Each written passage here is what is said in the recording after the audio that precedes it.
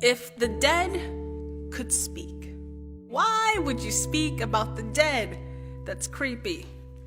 You know what's creepy? Let me tell you what's creepy. What's creepy is how we can have a cure to something sicker than cancer and don't give it out because we'd rather hold it in our pockets.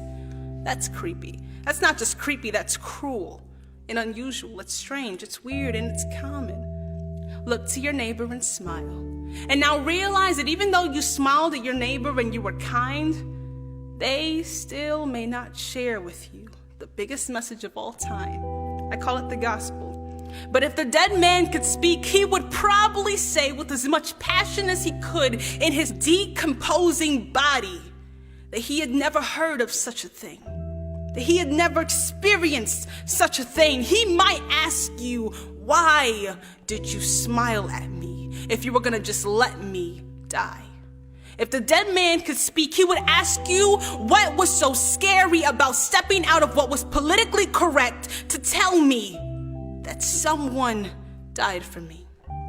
Sometimes I think we get so wrapped up in the small things that we forget the big things. We allow our fear, our greed, idolatry, qualification, and complacency to stop us from giving the biggest ministry of all time.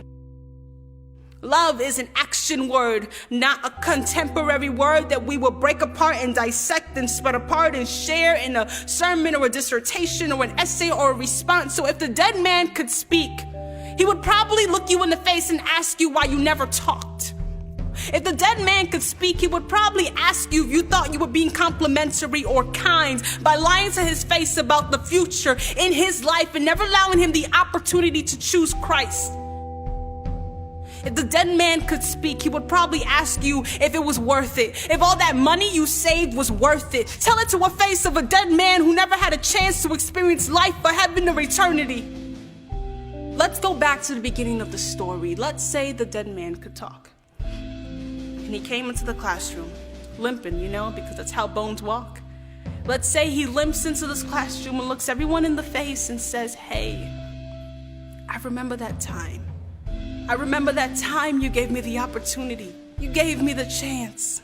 You gave me something that I didn't even ask for, something I didn't seek, but now I have nothing to do but thank you, because I could have spent my entire life burning, but you came to me, you spoke to me, you gave to me, and now I just want to thank you for being obedient.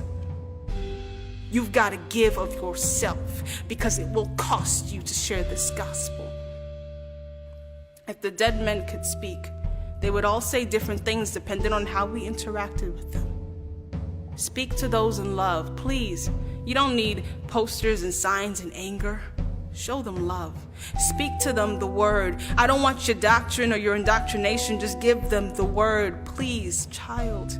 But let your pride down and let me use you. And yes, it'll hurt, and sometimes you'll cry in your room alone and wonder why nobody accepts you. You wonder why nobody respects you. And then you'll remember the dead man, and you'll smile, because when he sees you the next time, the only words that's going to come out of his mouth are thank you.